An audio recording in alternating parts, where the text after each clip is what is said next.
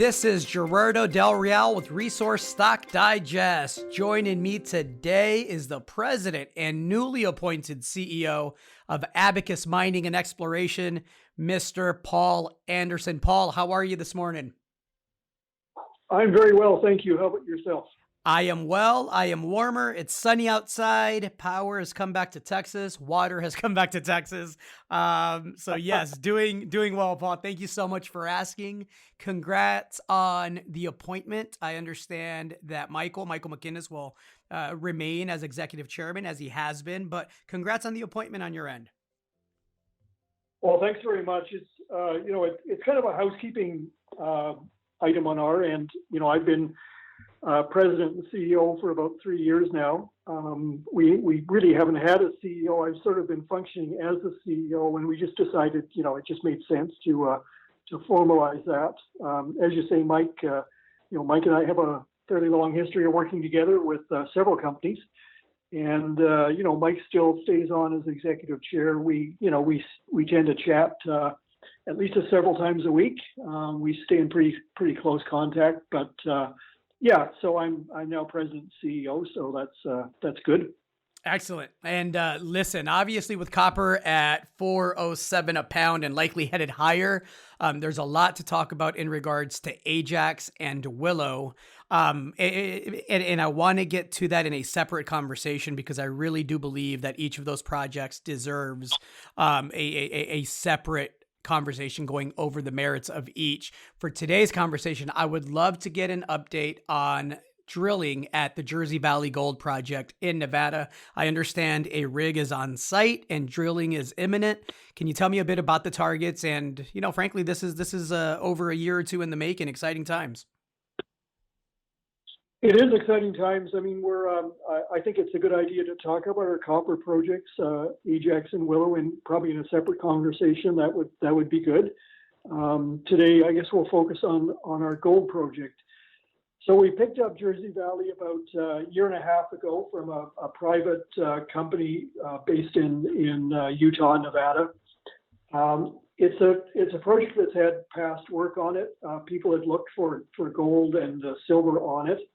The past work was kind of teasing what was there. When we had a look at the project and just before we picked it up, it was evident that it's an epithermal gold system, gold and silver system. There's certainly quite a lot of gold and silver kicking around the system. Some of the drill holes that were done in the past were not entirely economic, but there's certainly a lot of good mineralization on the property. So the long and short of it is that the project is made up of sort of basin and range, so the valley and the hills beside. So the hills are a group of sediments and intrusives. There's some skarn mineralization, which is similar to some of the big porphyry skarn deposits in the general Battle Mountain area. The biggest is the Phoenix Fortitude area owned by Newmont, and they've got about 14 million ounces of gold with significant copper and silver. They've got a mine life out to the 2060s somewhere. It's quite a large deposit.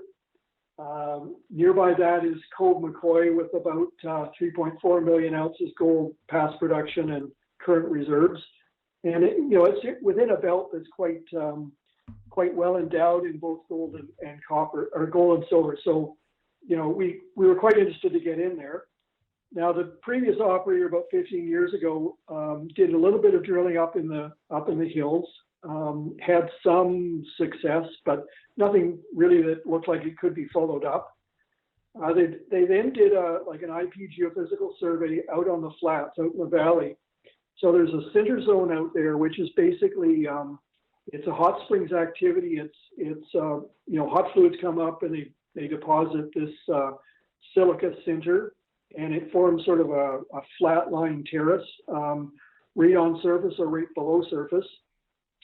Pretty good indicator there's hot springs activity in the area. In fact, there's a geothermal plant on our claims that have been developed on those hot springs, in the last 10 years or so since the last work was done on the property. So the previous operator did 4 lines of IP geophysics, and then they drilled 4 drill holes. And they got some interesting looking rocks, good alteration, gold and silver throughout the holes. And it seemed like the gold and silver values were getting a little bit better towards the end of the holes. So, we sort of thought that maybe they hadn't drilled deep enough. So we went in and we've basically expanded that geophysical survey, and we've come up with quite a number of targets. We've come up with 4 or 5 trends of targets, and within those trends, there's 44, 45 separate anomalies. So there's quite a few targets. The other thing that was evidence once we redid the geophysics or did the new geophysics was that some of the old drilling was not really well oriented, I guess. Some of the drilling sort of basically just nicked the edge of some of these geophysical anomalies, but they still got values in it. So we're quite hopeful that there's actually something there that we can chase. We just need to do a bit more drilling and try to get centered in on where we should be targeting. So I mentioned these various targets. The 2 main targets, one is about 900 meters long, the other one's about 700 meters long, and they're both open in both directions. So we still have room to expand those. If we get some joy in this particular program, we could expand those anomalies out and see where they go. But for the time being, we've set up 4 drill holes to test what looks like the best geophysical anomalies.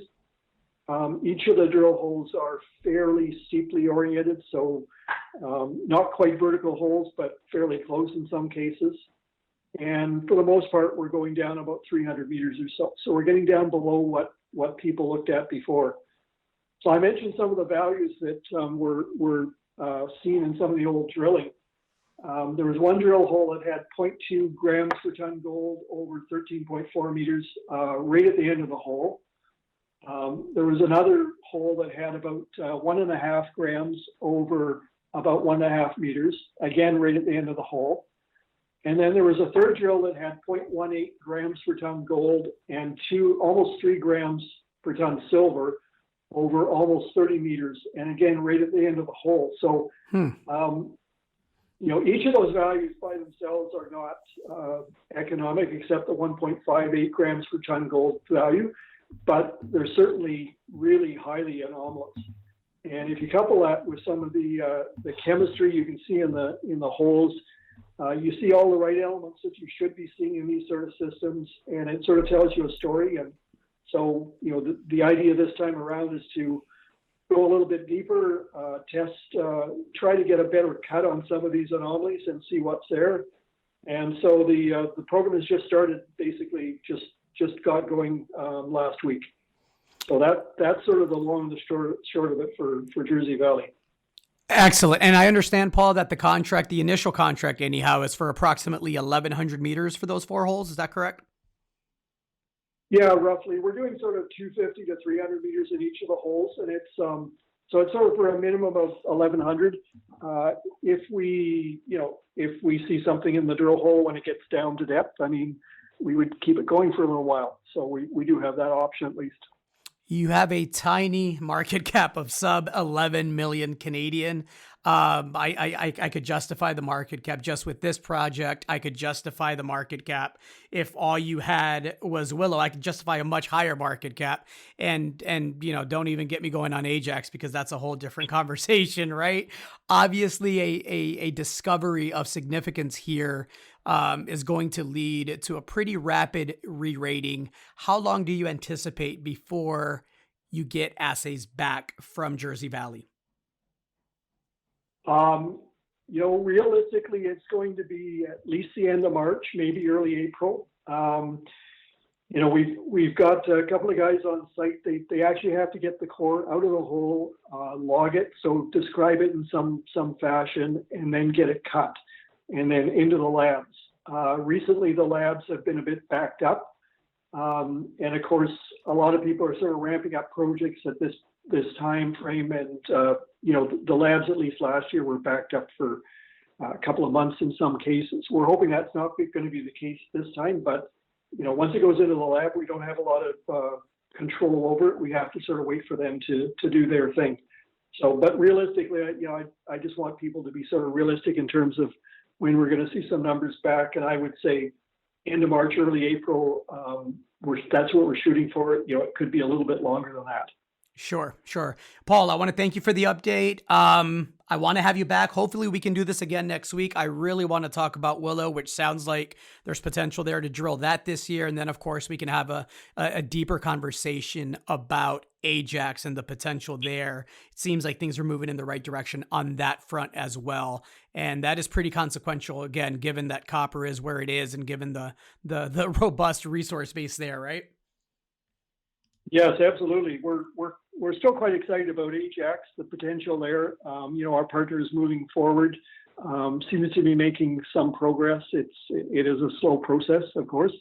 Willow, of course, you've been on the property at Willow. It's a nice property. It's a big target, and it's in a camp with a lot of copper. So we're quite hopeful with that project as well. So if we get a hit on either Jersey Valley or Willow, we'd be quite happy. Hopefully on both, and then Ajax is kind of our major project in the background there. So I'm happy to talk to you anytime about the copper space, and we should try to do that when we're both able to. Fantastic. Let's plan it for next week, Paul. Thank you so much. Sounds good. Thanks very much. I appreciate talking to you. Stay safe out there. Okay, you too. Thank you.